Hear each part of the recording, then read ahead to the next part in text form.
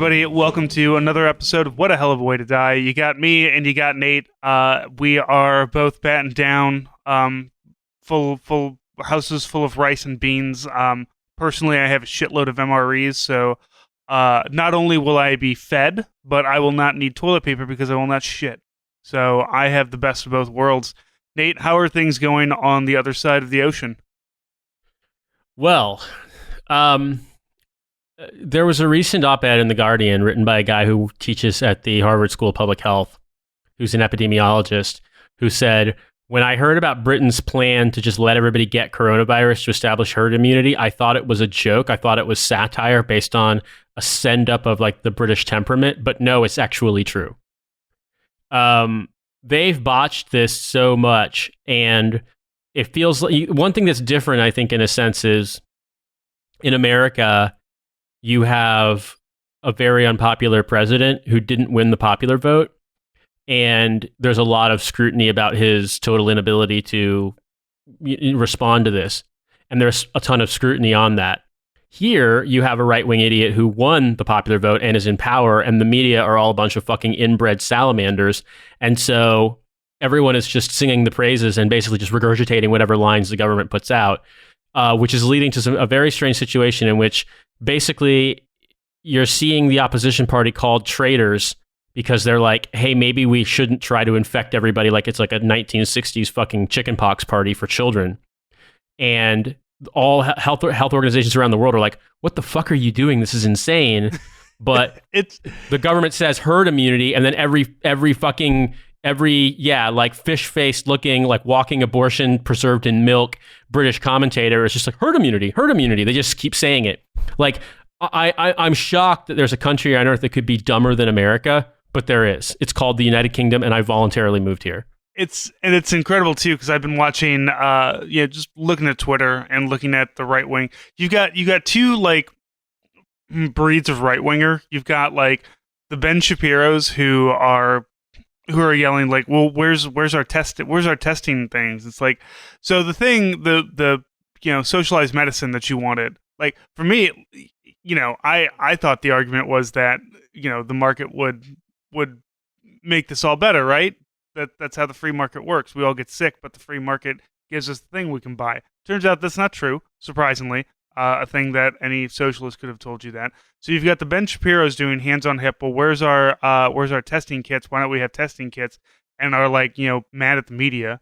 And then you've got like Sheriff Clark, who, if you don't remember Sheriff Clark, he is the guy who is always taking pictures wearing a gigantic cowboy hat and with like the 37 pieces of flair, like with just a bunch of like awards that are made up or not real. Like he's got like bottle caps. Like he looks like a North Korean like military leader who is in. Sheriff Clark has never been in the military whatsoever.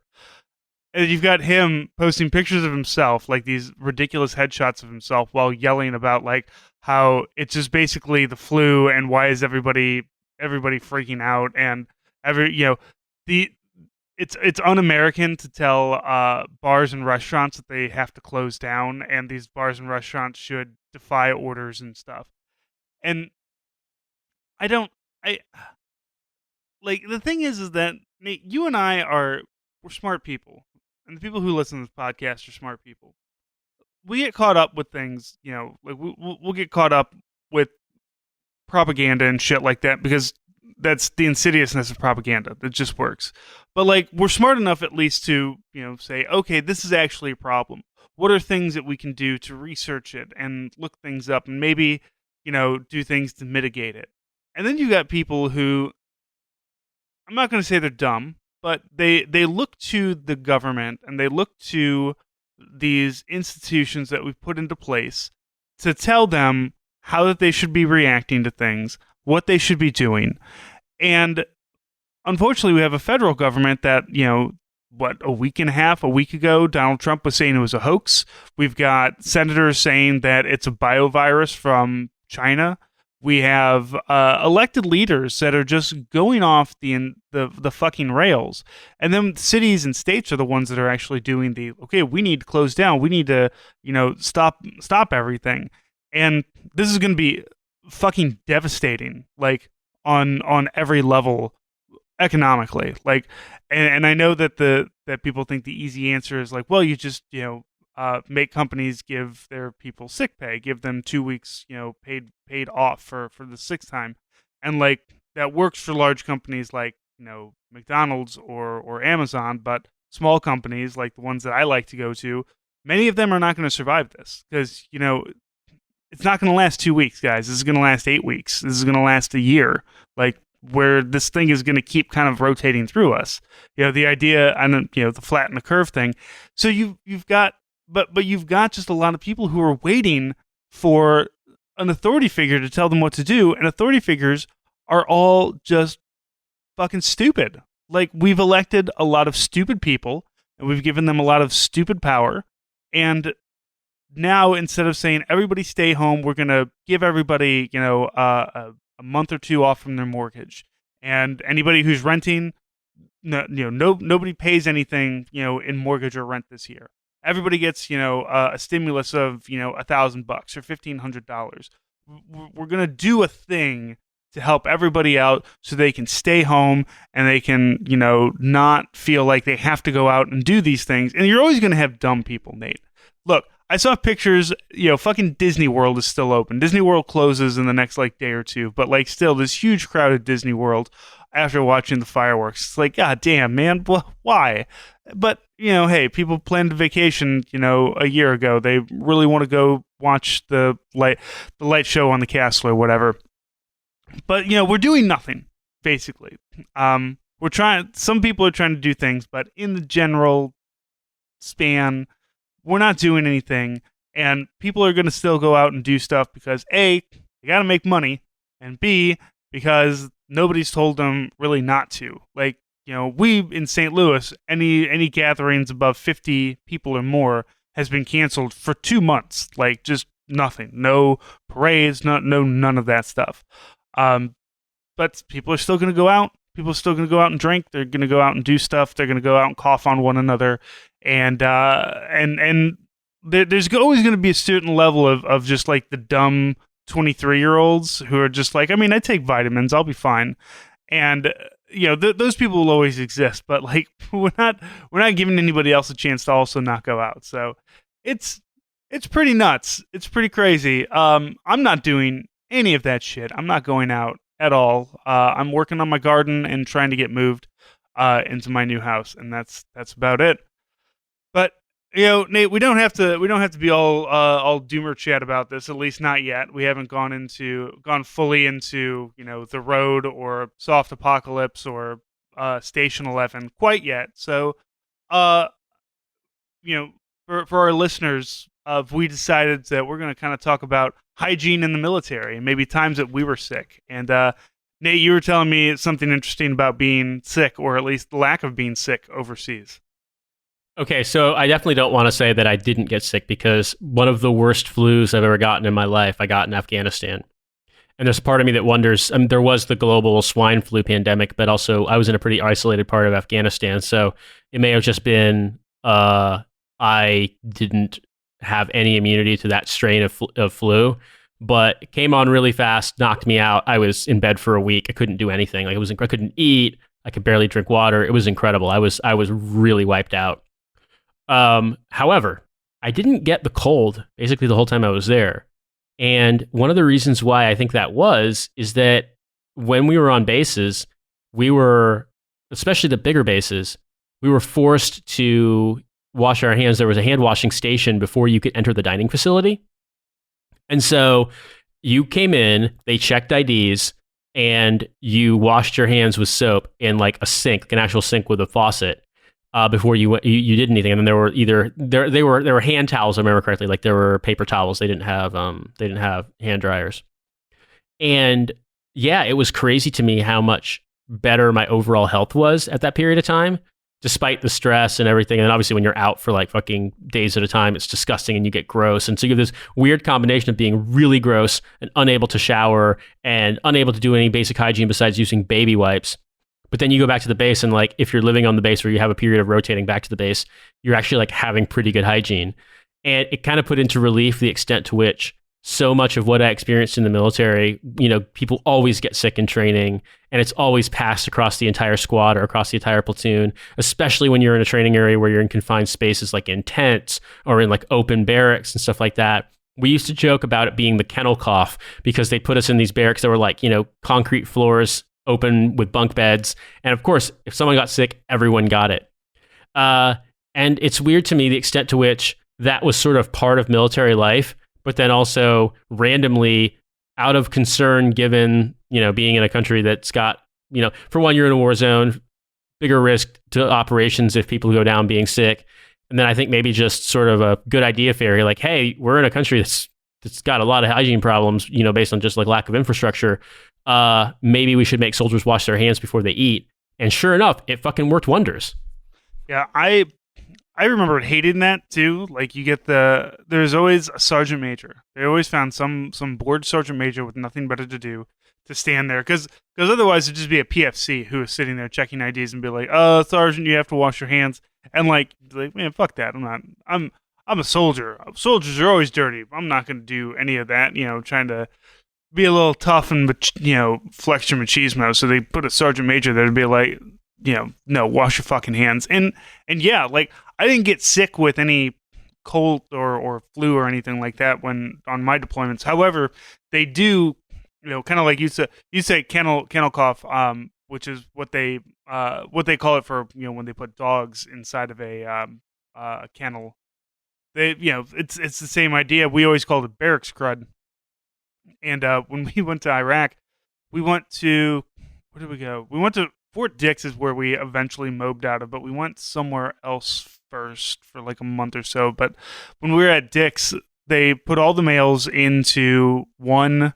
It was like a large room that you could fit 20 people into. So it wasn't a full open barracks where you got basically there's no privacy in this place. At least with the barracks, you can kind of have the wall lockers and stuff. So soldiers are very good at creating some kind of privacy, and in this room there was just absolutely none of it whatsoever.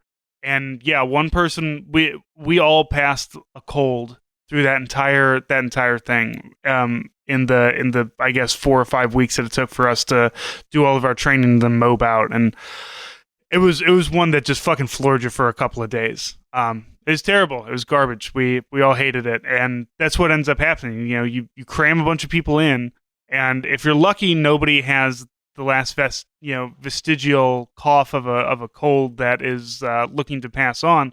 But of course, there's always people that have kids, and guess what? Kids are fucking tiny petri dishes. Like my child cannot stop touching other kids, and like my kid just got over a cold. And because she has a cold every 6 weeks, because that's just how 4-year-olds operate. And we're at Lowe's buying hardware stuff for the new house. She's just running around, happy as can be, coughing into her hand, and then just like touching everything. It's like, God, I don't know how as a species we've lasted this long, honestly. Like, if COVID is the thing that takes us down, I would be surprised, considering how gross everything else is. But it doesn't seem to really affect kids. So maybe children are going to be...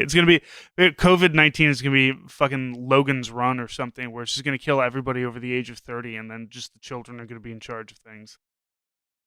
Yeah, I mean, I don't even know what's going on because ultimately I feel like we're not anywhere near the end. Like, there's not a country on earth that's been going through this that really has come to the conclusion on it yet. The extent to which, the China approach, the South Korea approach has worked, it's just, based on what we can see now. And obviously, like, I don't even know, like, I can't even imagine where we're going to be in 30 days. But what surprises me more than anything else is the extent to which it's sort of treated as weirdly, there's been a culture war kind of cleavage on this. And here in the UK, it's the same too. In the UK, it's even worse, I think, because the people who are really like, fuck it, I don't care, this isn't real, it's just the libs complaining, are all old people. And like you said, whoops. To me, something that's also interesting here is that they're talking about passing a bill to grant a bunch of extraordinary powers that sound extremely fascist, if you ask me, like giving the police the right to enter any residence if they suspect coronavirus. Oh, not just the police, I forgot, also the border force, the UK's equivalent of ICE, and also to ban public gatherings. These powers are supposed to last for 2 years. And another thing they were talking about doing, and I don't know if they will, is to stand up elements of the military to backfill police for guarding hospitals and keeping order on the streets, which is insane because, for one, that doesn't sound good for normal society. But for another, there's a part of me that wonders, like, if soldiers are guarding the streets and soldiers are being exposed, if one soldier catches it from being exposed and goes back to his barracks before they know it, that's not good. Because what we're just describing, in our experiences with barracks and stuff like that, unless you're really aggressively testing to make sure people aren't, care providers and such aren't passing it along, which they're definitely not doing here in the UK, whom can say? Because it scares the shit out of me when they're like, oh, damn, we're going to put the army on the streets. But then also what happens if this starts passing through the army, right? Right. In the US. I love the idea. Is like, well, we'll just put more soldiers or more cops out there, as if like we're putting like a bunch of robots out. Like, you're putting people out there that are going to get sick, that may already be sick. I mean, shit, like, this is who's going to, cop kicks in my door because he suspects I have coronavirus and then coughs on me, and guess what? Now I do have it. So congratulations, you preemptively have done a fascism to me. Yeah. There's an extent to which I just I don't know what route we're going to take here, but I given how utterly incompetent, how completely deregulated and genuinely just lazy and dumb governance is in both countries, I just don't have a lot of high hopes for things. And that's the question I think maybe I point to you, Francis, as a reservist, even though you're almost done, you're almost out. Do you foresee units like guard units getting activated to assist? Oh God, yeah. I mean, but the thing is that nobody's going to know what they're supposed to assist with.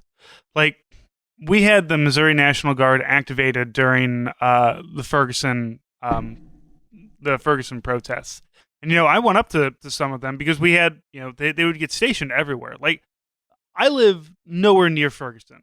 It would take my parents live in Ferguson. I go to dinner at their house. It takes me 20-25 minutes to drive there, about 20 minutes or so. If the traffic's good. But we had, a bunch of, we had Humvees parked in like the parking lot of my local Schnucks. So, me, Schnucks grocery stores. So me, I was just like, I'll roll up on them. Like, hey guys, what's up? Staff Sergeant Horton, how you doing? And, just kind of talk to them. It's just like, what the fuck is your mission? And they're like, bro, we don't know. We don't have one. They said just go out there and report if there are problems. And like, they were out there to be a presence patrol, basically, like to calm the nerves, I guess, of people. So what you're gonna do with National Guard? Like, is the National Guard, like, has there ever been training for what to do in case of a global pandemic? The National Guard, the Army in general. Like, and I mean, I talk about when I'm talking about this as the Army as a whole. The only thing we're trained to meet anything with is violence. Like, we're not a pandemic response squad. We're not, oh, these people are coming over here, they might be sick. We need to put on these kind of protective things. We need to decontaminate them. We need to do these. Like, no, if it came down to it, they would just shoot. If that was the order, because there is no any kind of big protection. So, and I'm not saying that like they're gonna activate the National Guard and then everybody's gonna start getting shot in the streets. But what I am saying is that the National Guard in general, like your average National Guard, whatever, E5, E6, who's an MP or an infantryman in the National Guard, is not prepared, is not equipped, and will not be prepared or equipped. Like, they will not get guidance. They will not be given any kind of information from on high to say, here's what you need to be doing. They will get a mission statement. But it'll be just vague enough that gives them a like a carte blanche to be out as long as possible, to be activated for as long as possible, but not a mission statement that actually tells them, minutia and how to do things and what details to do. So yes, the National Guard is actually, like, if you start putting the National Guard out there and start clumping anything together, you're just exacerbating the problem. which I 100% expect to happen. Like, I feel like we're in America, we're not doing the herd immunity thing. However, we are just going to end up doing it by default because we're all just so fucking stupid and we can't stop being around people. Like, it sucks. I get it. It sucks. But we're going to have to do that. And then nobody's going to do it. So we need a good blitz. We need to dig up all the old World War II people, the World War in your country. Dig up all the old fossils that lived through the Blitz and who are all like racist now. Those are the ones that are going to save the day. They're going to teach you how to, like, stock food in a bunker and, use a pencil to draw a line down the back of your leg to make it look like you're wearing stockings. That's the kind of attitude we need, Nate. Get on it. Well, it's funny to me because we have seen some commentary like that here in the United Kingdom on the topic of stop panicking, this isn't real, or you're over-exaggerating. And one article that really made me laugh was in The Telegraph, which is a right-wing newspaper, like basically every newspaper in this country. For those of you who aren't familiar with British media, The Guardian is center-left by British standards, but is probably more center-right, if you're being honest. The Mirror is supposed to be a center-left tabloid, but has its own right-wing tendencies. Every other newspaper in Britain is right-wing. I'm not discussing the Morning Star because they're like the communist newspaper that's a complete joke. And basically, they're ever since they lost relevance after the end of the Cold War, they just basically are saying that gay people are Western decadents and stuff. So like they're not useful to talk about. So anyway, all newspapers in Britain are right wing except notionally The Guardian and The Mirror. So in The Telegraph, a right wing newspaper, there was an article put forth by a guy who said, "I survived rationing. I'm 84 years old. Coronavirus doesn't scare me."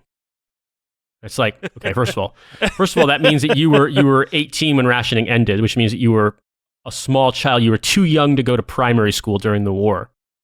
That also indicates that you're like, wow, I survived a government program to keep me alive. Amazing. Incredible work. You survived having food provided to you for free by the government. Unbelievably incredible. Can't believe it. Like, that's the level of brain power we're dealing with here. Right. Britain's just so, its weird bird-like nose wedged up its own ass so far with like this, shitty. Imagine if every bookstore in every part of America only sold Bill O'Reilly histories. That's the level of cultural awareness they have of what the Second World War was actually like. They're just so hung up on this golden age nostalgia for, a golden age that never existed, that they could rival ISIS in that regard. And they personally believe that they fought in the Blitz, and they personally believe that they're going to fucking, man a Bren gun and shoot holes in the coronavirus. So there's not really much you can do with that. Unfortunately, the thing that I think is like the Blitz lesson, if you will, and the World War II lesson is that they had to completely reorganize the economy to be able to sustain it. And the economy had to be state run. And maybe that's what you're looking at. Who knows? But you can't just be like, oh, well, I think that we can solve this public health crisis by creating a lot of value for shareholders, which is your garden variety idiot response, whether it's Tom Cotton saying that in a fascist way or like 3/4 of the Obama administration saying it in a, just dumb fucking simpering golden retriever way. I feel as though the spectrum of thought that goes into this is so limited by the circumstances that, we've existed in since the end of the Cold War and really since, Reagan and Thatcher.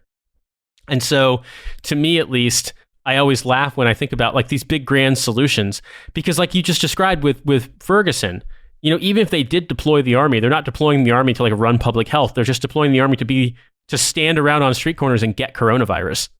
Like, it's just this massive paradigm shift is required to say the state has to intervene. It's not the state intervening in the sense of being more showily fascist. It's the state has to intervene in providing these basic services because you've outsourced them all to companies who can't do them because they exist on the tiniest margins so that the people who own them can fucking fly on Jeffrey Epstein's plane. Yep, it's I don't know, Nate. I'm not saying that to be hopeless. I'm not saying that to be hopeless. I'm saying this that people are trying to posit solutions that cannot function given the scope of the problem. They are the normal boilerplate solutions that governments have used for every crisis, but the scope of this is just too large for them to function. So in a way, it's basically, it's not too dissimilar to the idea of people being like, oh, well, the Titanic is the most modern ship, it can't sink.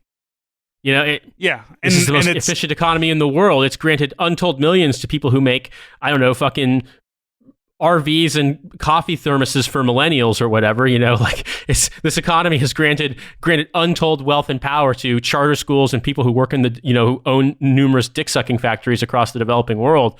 But it isn't capable of responding at scale to something like this without massive state intervention. And I think that the countries, the non-command economy or non-authoritarian countries that figure this out the soonest are going to get through this the easiest. Yeah, I'm not saying gulags and shit. I'm just saying the state is going to have to step in a big way, or this response is going to be, in a way, worse than doing nothing, because it's going to create the notion that you can go back to normal and then the bottom is really going to fall out. Yeah. So if anything, this is really like either we're going to accelerate our fascism, like, which I think is exactly what we're going to do in America. But hopefully the acceleration leads to people, you know, really kind of rising up, not necessarily in a violent fashion, but in a, you know, no, tell the landlords to go fuck themselves. Tell the creditors to go fuck themselves. You know, who's going to come at, you know, at a certain point, it's like, who's going to come after your shit, because everybody's going to be dead, you know? So when do you just kind of, you know, wave the flag on like, yeah, come evict me, fucking go ahead, I'll cough on every one of you and give you all the COVID. But yeah, we're not, you know, as you said, England had to, or Britain itself had to restructure its economy, and I really feel like today, we're recording this Monday before the stocks open. The Fed just slashed rates down to 0, so guarantee you the stocks are about to shit the bed, like in a bad way. And you know, for you and me, Nate, like, I mean, I got a couple stocks bought up in Robinhood, but I'm not gonna, you know, not like, oh, my, you know, my futures, my portfolio, like that. I have a 401k. I'm also in my 30s. I'm not worried about it. Either the stocks are gonna go back up, or everything's gonna go completely to shit, and either way, it doesn't matter. So I don't, you know, I don't know, Nate. I don't know where this is gonna lead us in 2 months. I am interested to see. I am lucky that I already work from home, and I'm lucky that I have that at least the majority of our income comes from a corporate job. But you know, my wife is a travel agent, and she's not making money now, so you know, that's, you know, we're losing out on income. Everybody is, and like we're like, things are gonna be tight, and maybe things might be kind of shitty for a while, and maybe our you know, like, I can't. Here's the thing, Nate. It's a fucking pandemic, right? It's a pandemic that is attacking people's lungs. People need to put on ventilators. People need to be hospitalized. My wife and I are both former smokers, so we're probably more susceptible to this than, you know, your average person. And I'm worried about my fucking credit rating. Like, that's a thing that's in the back of my mind, is if I can't pay, you know, credit cards on time, what's going to happen? What's going to happen to my credit rating? How are things in a year or two? Because I'm sure America is not going to fucking collapse. But, you know, in a year or two, when I'm trying to, you know, when I have to buy a new car, I have to replace one of my cars, or I have to, you know, I want to refinance or something, and they come back and be like, your credit is really shit, man. It's like, yeah, I didn't want to die, so I guess I'm fucked for the rest of my life. You know, everybody's gonna get fucked by this in one way or another. In some kind of, either it's gonna be now, or it's gonna be in a rolling ball of shit that is gonna continue on for the rest of our lives. But you know, Michael Bloomberg, I'm sure, will be fine. So I guess silver linings, Nate. Something I would point out to people too, a couple of things that just FYI. I mean, you should definitely I definitely think that if you are in a neighborhood, especially where you have a lot of old people or people who need assistance, a good thing to do, even if it starts on Nextdoor. I mean, fuck Nextdoor, but if there's a means of getting people signed up for like a group to talk about things, or just like a group chat or something, I realize that that might be the last thing on earth you want. But you might at least be able to identify from any of those venues people who need help. And I feel like the non-immunocompromised among us can really play a big role, because obviously the government's going to do not shit.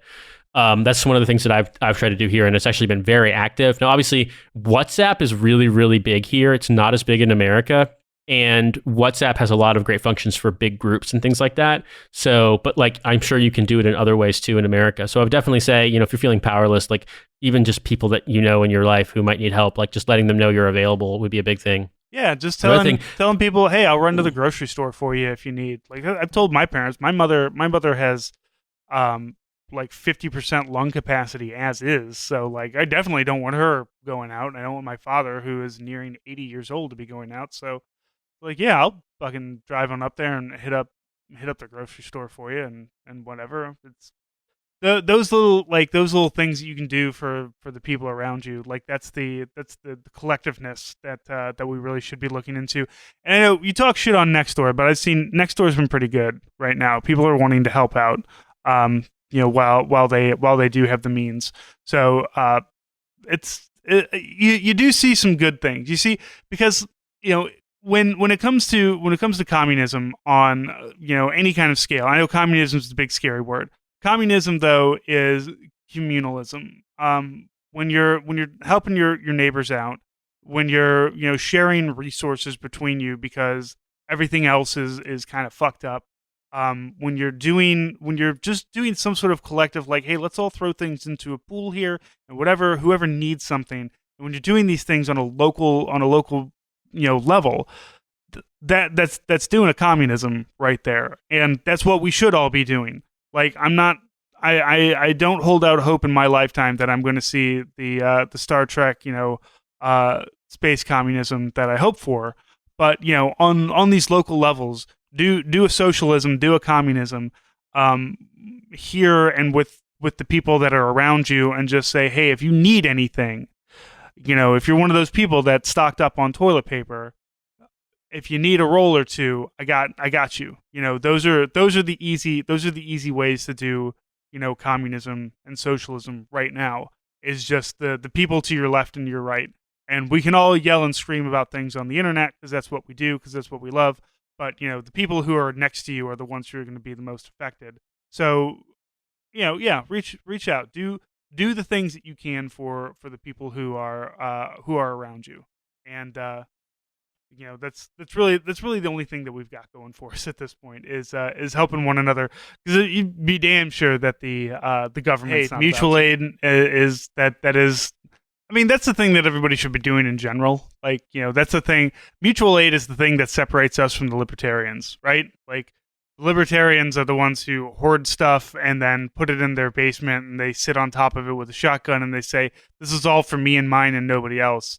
And like, the communist is the one who puts everything in their basement, sits on top of it, and says, okay, come on over, and if you need something, based on what you need, we'll dole out what we have, and make sure that everybody is taken care of, and we have a stronger community. Because libertarians are assholes. That's the big.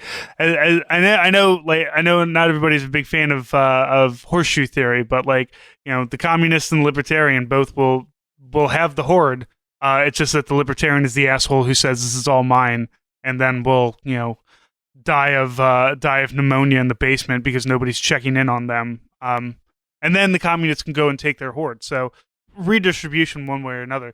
Did you see that jackhole who was like buying hand sanitizer and shit and reselling it, and then got busted for it, and then now all of his stuff is being taken and redistributed?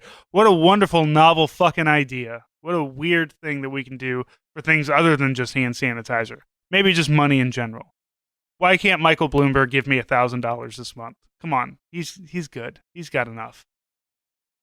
Yeah, you know what? I mean, there's a part of me that also is like, man, you're lucky they just came and confiscated your hand sanitizer. They didn't run those pockets too, like, for crying out loud. He's lucky I that the just authorities did it and not a mob of people. You know, yeah. like look, if it gets bad enough, that redistribution is going to get a lot more violent. So it behooves you, it behooves everybody to just not be an asshole. Don't be an asshole in these times. These are trying times for all of us, and the biggest thing that you can do not only is mutual aid, but just don't be a dick to everybody. Be nice. Take care of it. I think what we're gonna do, we're gonna send letters. We're gonna send letters to, have Lily write letters to Grandma and Grandpa, and there's just all kinds of different things that you can do. You can go to hellofawaytodie.com/store and or /shop and buy things there too. Crazy how those things work. One thing that's been interesting to me is that in my neighborhood, there are two big grocery stores. Well, three rather. There's so these names are all going to sound funny to Americans, but they're. Go ahead. We got Piggly Wiggly. Fucking America. I know. Can't Yeah, talk I shit. know. Yeah, right. Yeah. Well, Morrison's is the big one that I go to, and that's considered a cheap one, but it's actually a really nice grocery store. If you're used to New York City grocery stores, every grocery store in Britain is amazing, but. There's also an Aldi, which is a German brand they have in America as well. There's also a Lidl, Lidl, which is also a German brand, super cheap. I don't think they have that in America. And there's also a British grocery chain called Iceland, which I guess got its name because they were like, we stock lots of frozen food back when that was like a novel thing. But I just went to Morrison's recently, but I talked to somebody who'd been to all of them and that they were completely out of soup and toilet paper and rice and pasta. But then I went to the corner shops. There's a Chinese grocery store, a bigger one on the corner near Morrison's. I went there. They were full up on everything. Now, they didn't really have a lot of stuff that would be like pretty much everything they have are like Asian ingredients, but they did have like packaged noodles, rice, pasta, etc., like vermicelli pasta and stuff like that. So if you needed pasta, you could get it. And they had lots of like canned soups, pre-made mixes for things. And then there's corner shops, which are like New York bodegas, but the British equivalent. Everyone I've gone into has been normal, no different than any other time I've ever been in that store. And it's the weirdest thing. People are doing runs on big like chain grocery stores, but the local corner shops are fine. Like not a big line, not pushy behavior, not people being assholes, and everything is stocked up. And it's the weirdest thing. Like I have a theory. A working theory that's because like the people who have Costco memberships and stuff can afford to go and buy a shitload of toilet paper and can afford and have houses that they can store it in, not really tiny apartments or anything. They have basements, they have storage areas, they have an extra $100 to buy a shitload of toilet paper and bottled water because it's kind of the same here. I went to our local place called Universal Food Market, which is it's Asian. It's basically like a big supermarket that was bought up, and they put a bunch of Asian food and products, and you can't be a picky eater if you're gonna buy food there. But we got rice and beans there. I got some frozen squid. We're gonna try frying up frozen squid. Some spinach and bok choy. It's different, but it's still food. It's not hard to do anything with these things. No paper products, but I don't think they really ever sold like toilet paper and Kleenex anyway, so I don't think that was that big of an issue. But and yeah, our corner shop. I live in a mixed income neighborhood. Our corner shop that's run by the Jordanians, I haven't seen it be any busier than it ever is. I also haven't gone in there. I might have to run down there sometime this week to just see how they're doing because I like to pop in and talk to them every once in a while. But yeah, I mean I feel like that's an economic thing. Like people are running out and buying like a bunch of toilet paper and a bunch of food and stuff because they can afford to hold on to it and store it.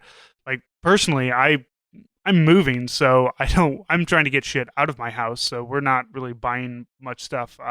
We bought some dried goods and stored them over at the new house just to have them there, but I don't know. It really hasn't become a thing for me yet that I have to run around and worry about, oh God, what are we going to do? Where are we going to shit? Like I've got a bunch of baby wipes if necessary.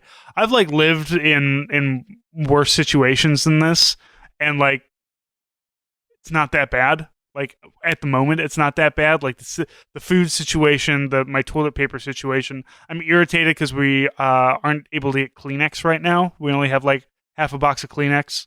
As somebody who blows his nose a lot, I appreciate having those. But other than that, man, it's you just see the biggest. I don't know. You see the biggest dumbasses out there. Like I don't see any of our people on Twitter. Like, oh god, I have to run out and buy 500 rolls of toilet paper. Like they go out and they buy their normal amount of toilet paper, because they need it. So I don't know. It feels like it's an economic reasons that people are doing that.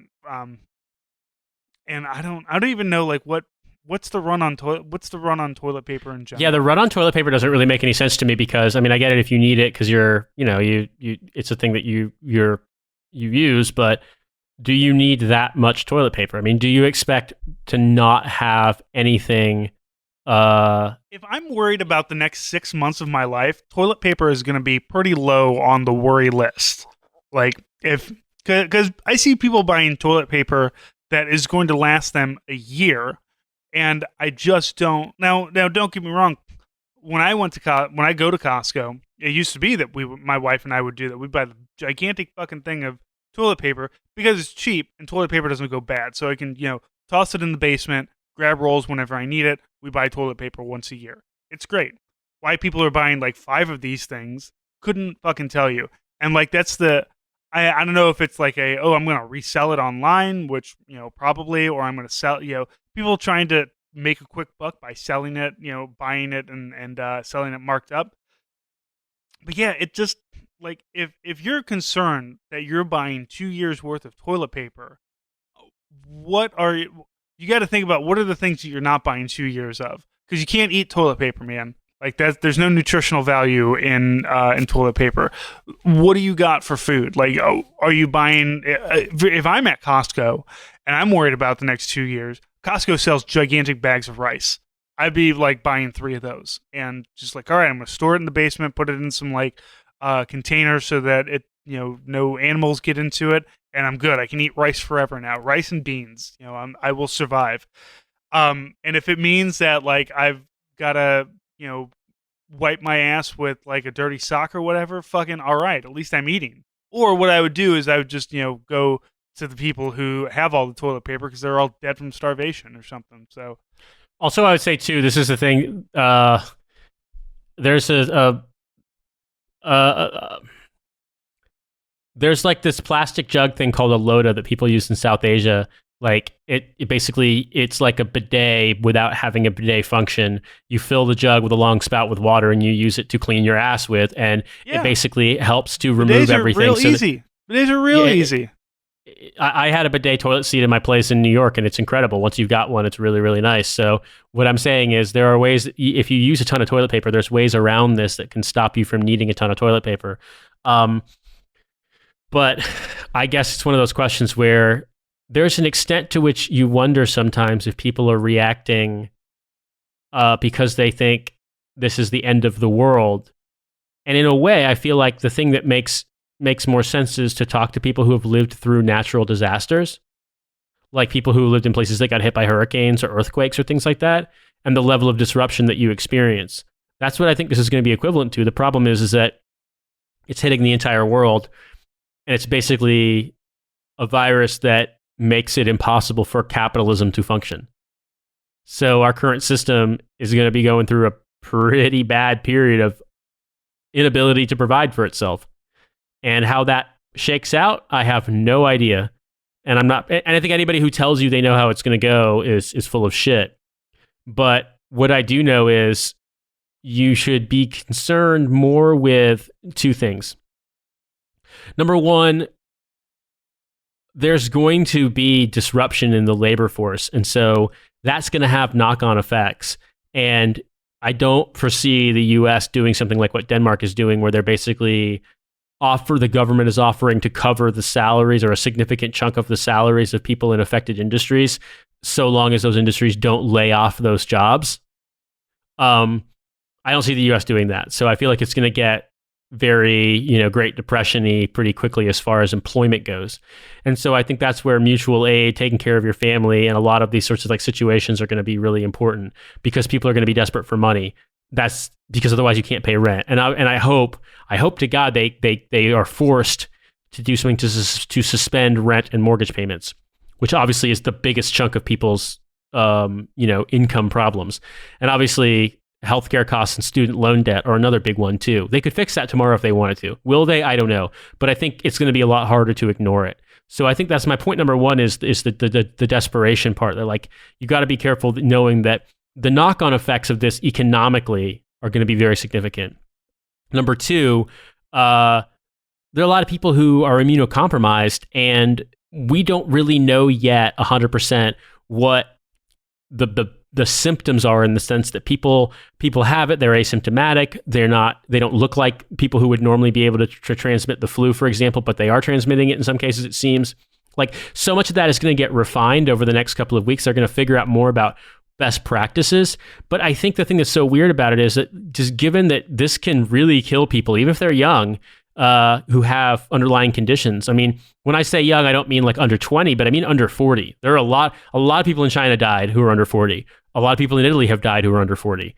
That not anywhere near as great an amount as people over say 65 or over 70, but there is a concern there. And so I think the two big things are, understand there's going to be a lot of desperation, just to reiterate, because of our economic system being completely unable to function in a crisis like this, based on how this crisis operates. And then also the fact that people might accuse you of being hysterical, but like, it's not, you're not staying at home thinking, oh, like the aliens from Signs are coming to fucking take me away. It's more trying to be as courteous and cautious as you can, knowing that even if it doesn't really hurt you that bad, if you catch it, if by mistake, if by happenstance, you pass it on to someone who's really strongly affected, who's going to be strongly affected, like it could kill them.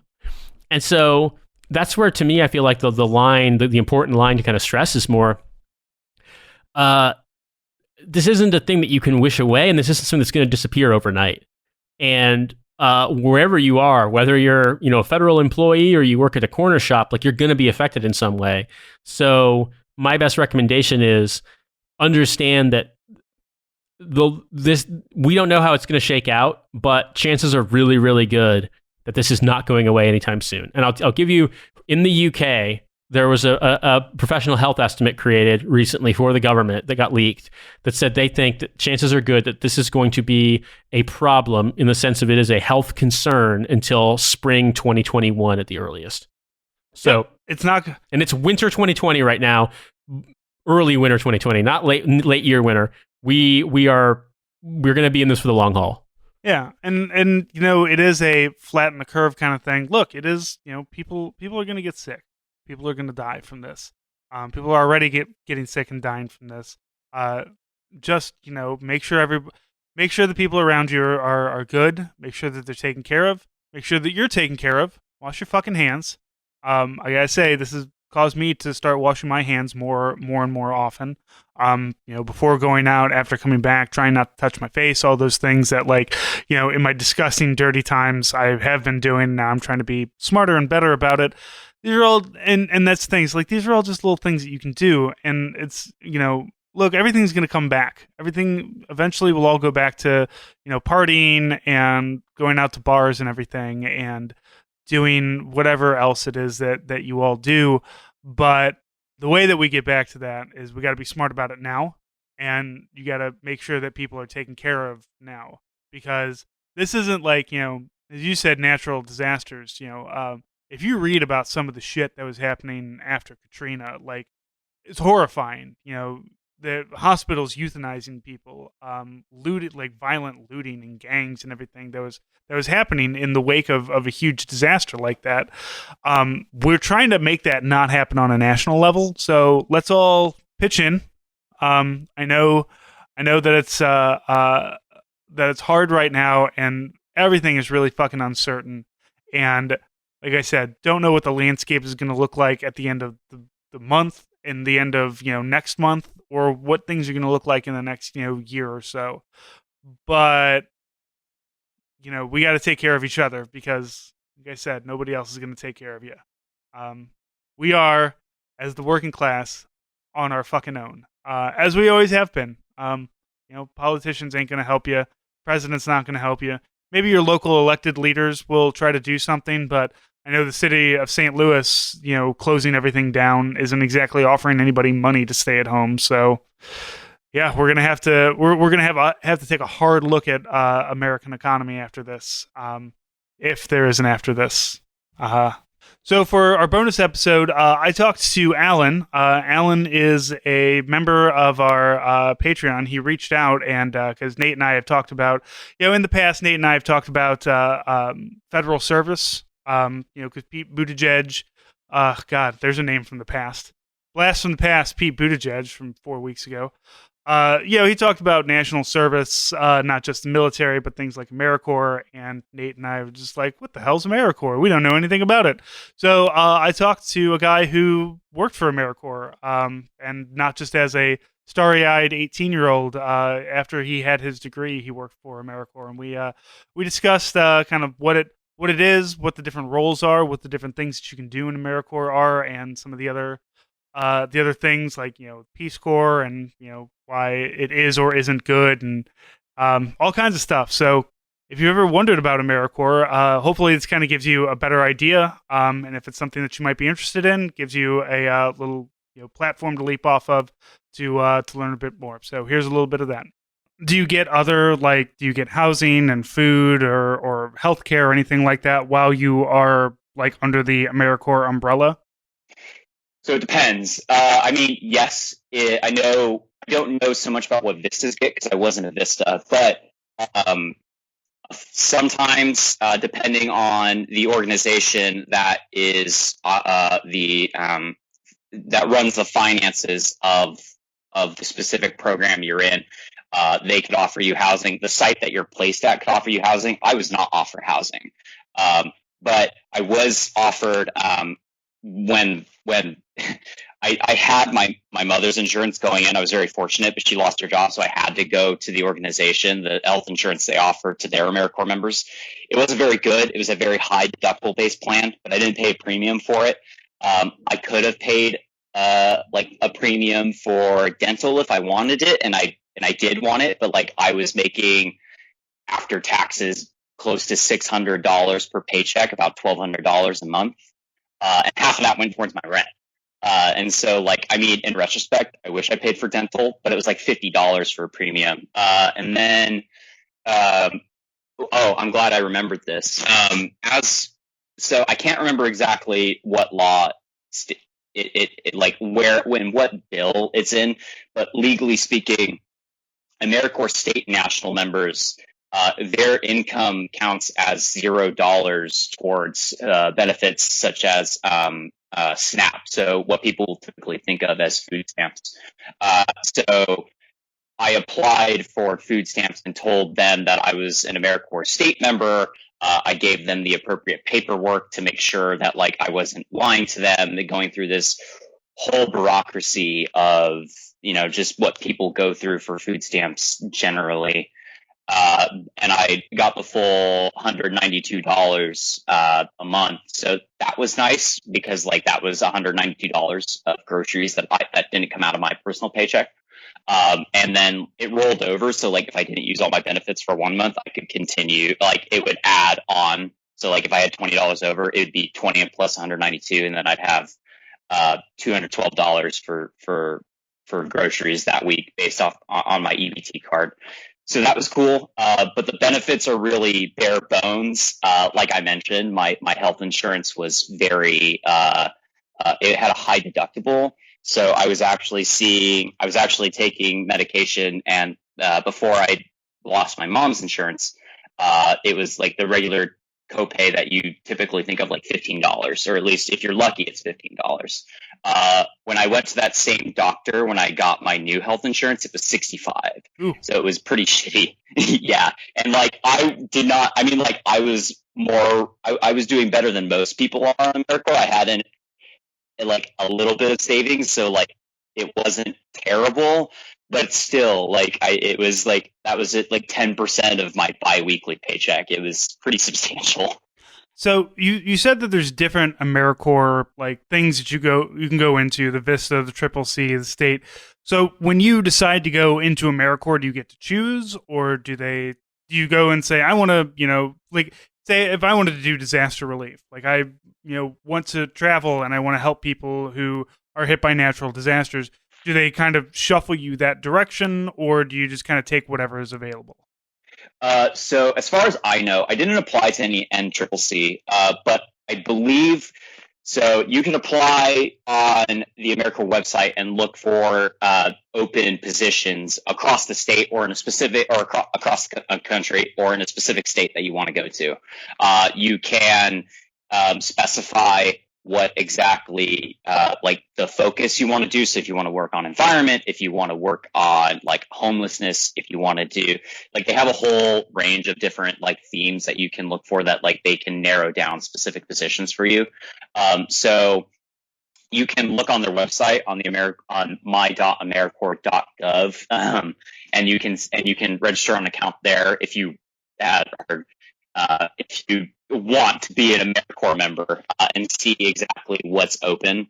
I'm not exactly sure, like the NCCC, because I wasn't interested in doing that. That I do know they offer you housing, but they pay you.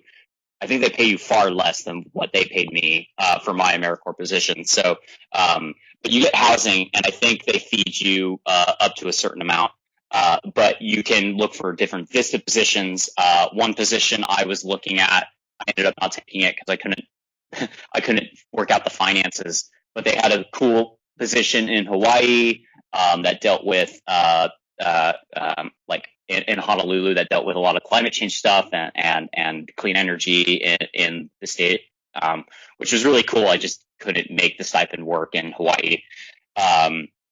So that was cool. My particular position, there are some AmeriCorps programs that you don't necessarily apply to online. You apply through the organization, the nonprofit, which is typically is, but sometimes it's a local government. You apply through their program website. So my AmeriCorps program was it was the name of the program, and then you went to that program's website, and then, oh, do you want to become a member in our program? And so I filled out that application and took it from there. And then they registered me on the AmeriCorps website. So CNCS, or the Corporation for National Community Service, knew that I was a member. Typically, and I forgot to mention this in the benefits, but one other benefit is that because when you're registered and then you complete your whole service year, you get what's called a Siegel Education Award, which when I did it, it was up to $5,920. And so you can use that education award to pay off loans for future graduate school opportunities if the school accepts it. I think most schools in the United States take Siegel Education Awards, or any other program that'll accept it as payment for you could go like learn stuff like with backpacking or like cool programs like that. It's taxed, so it's not that great. You just have to make sure that when you use it, like, you know that that's going to be taxable income. And also, too, once you're done, AmeriCorps paid off the entire interest that accrued on my student loans, which amounted to like several $100s, which was great. Again, that was tax or untaxed income, so like I had to register or record it on my taxes for this year. So that was good. But I just wanted to bring that up front just because like that was a benefit and I forgot to mention it. But in terms of my program, like that was one of the selling points is that like, oh, we have the Siegel Education Award. Oh, you get to have some bullshit professional development, and they're like, oh, you get a living stipend and you get food stamps, and it's so that's the sort of thing that they like advertise. But I applied through their specific website, not the AmeriCorps website. Okay. So, and I know you said you didn't want to get too specific, but so how long were you in, and what did you do? So my service year my service term was 11 months.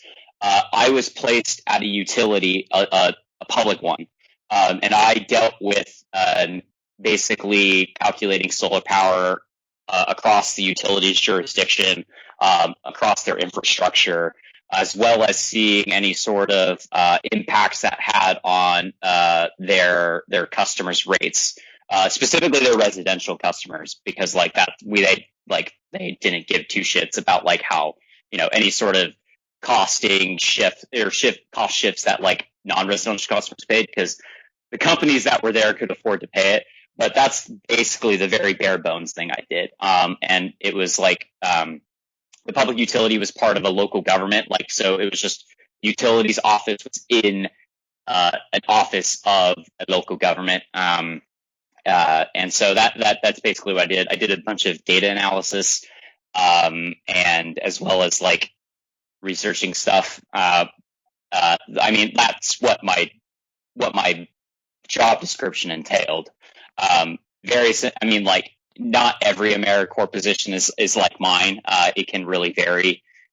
People in my program, like for example, I was in a cubicle a lot. Like I didn't really do a lot of field work. But a lot of people in my program, they did a bunch of field work. They weren't always in the office. So like it can really vary depending on like your site, your description of your project, etc. Everybody, so thank you, as always. Thank you for listening. If you are not a Patreon, you can always become a Patreon at the 1, the 3, the 5, the 10, or the $15 level. Patreon.com/hellofawaytodie. We have the store at hellofawaytodie.com. You can follow me at ArmyStrang, follow Nate at In These Deserts, follow us on YouTube, follow us all over the place. This is our time when we are going to be sequestered inside and become gamers. Everybody will be a gamer now. It'll be a gamer economy. I downloaded the fucking the finally got the Platinum Edition downloadable content for Civilization 6, so I'm going to be unstoppable. We're going to pivot to a gamer economy. Looking forward to it. I'm going to be selling all my bottle caps in Fallout New Vegas pretty soon. So everybody, thank you so much, and we'll talk to you next week.